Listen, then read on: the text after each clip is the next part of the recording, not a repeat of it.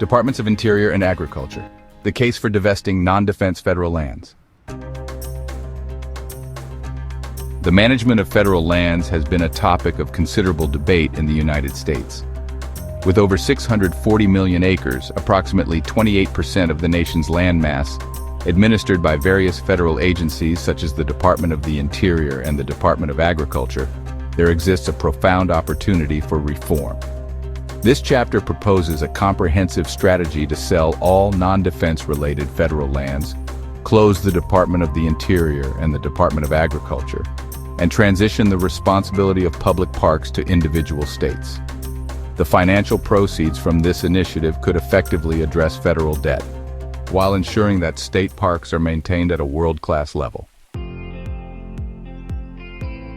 Federal lands have often been seen as both a financial burden and a barrier to economic development. Maintaining vast tracts of land requires significant taxpayer dollars, which might be better utilized in other realms. By selling non-defense-related federal land, the government can achieve multiple goals: reducing federal expenditures. The Department of the Interior and the Department of Agriculture oversee extensive land management programs that incur substantial costs. Disbanding these departments could lead to substantial savings, promoting economic growth. The private sector is often more efficient in managing resources and can better respond to economic demands. Selling land can foster economic development and generate jobs. State control and accountability. Local and state governments are typically more attuned to the needs and interests of their constituents compared to federal agencies. Granting states control over public parks encourages responsible stewardship and accountability. Identification and appraisal of federal lands. A detailed inventory of all non-defense-related federal lands must be conducted. This would entail assessing environmental and economic factors to determine the fair market value of these lands. Transparent appraisals will ensure that the divestiture process is equitable and just. Legislative framework. Passing comprehensive legislation will be necessary to facilitate the sale of federal lands. This legislation should outline procedures for sale, establishing guidelines on how federal lands will be sold, including public bidding processes to encourage competitive offers. A dedicated fund for each state receiving public parks should be created, funded by a portion of the proceeds from land sales. This can be structured to provide robust annual distributions for maintenance and staffing. Transition of public parks to states. Once federal lands are sold, the public parks will be transferred to the states. This transfer should prioritize the preservation of access, ensuring that parks remain accessible to the public, with no detrimental changes to existing facilities or access routes. States should develop a comprehensive plan for the stewardship of their new parks, incorporating local input to reflect the community's values and environmental principles. Use of proceeds. The distribution of proceeds from land sales should follow a clear framework. A substantial portion of the proceeds should be allocated to establish trust funds for each state.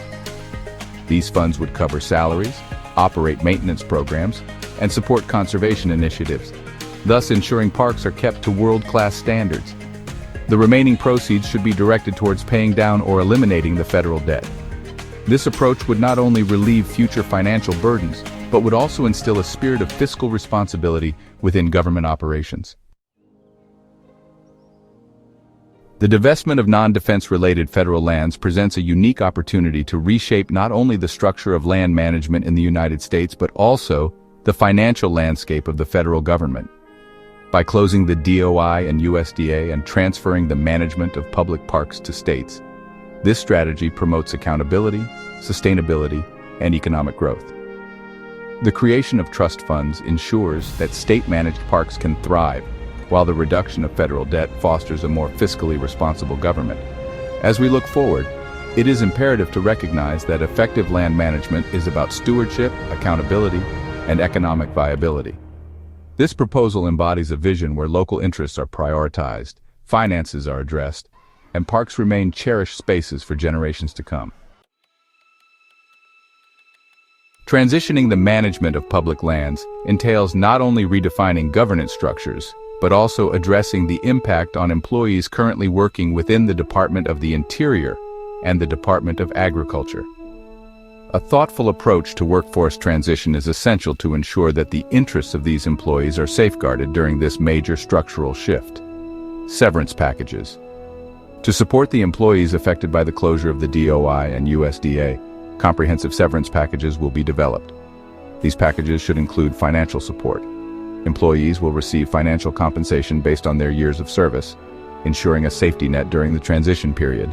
This compensation should be competitive and tailored to help them manage their expenses as they explore new opportunities. For those nearing retirement, ensuring continued access to pension benefits and health insurance during the transition will be fundamental in providing security as they move forward. Employment opportunities with state parks and recreation departments. Many skilled employees currently working in federal land management possess valuable knowledge and expertise that can be easily transferred to state parks and recreation departments. The transition plan will include job placement programs. A dedicated initiative to connect current DOI and USDA employees with state parks and recreation departments will be established.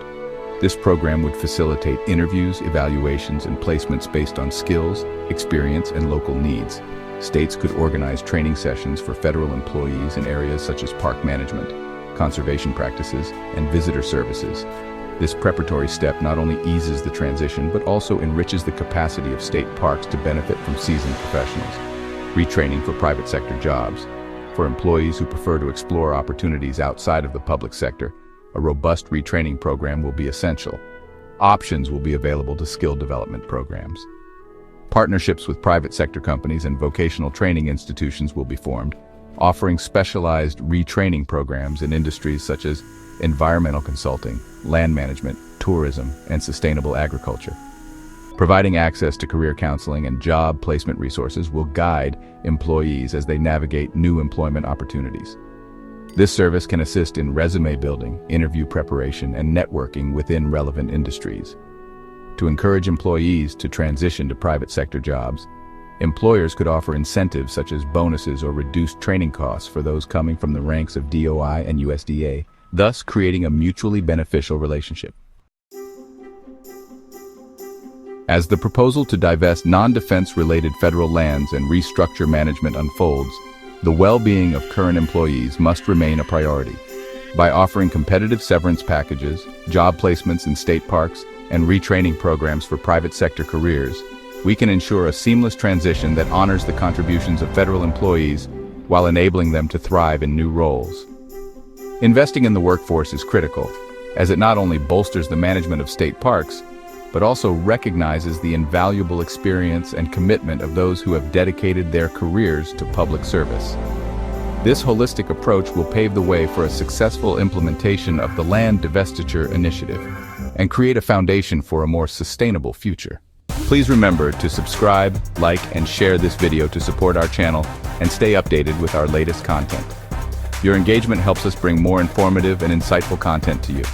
Together, we can foster a better understanding and dialogue around critical issues like federal land management. Thank you for watching.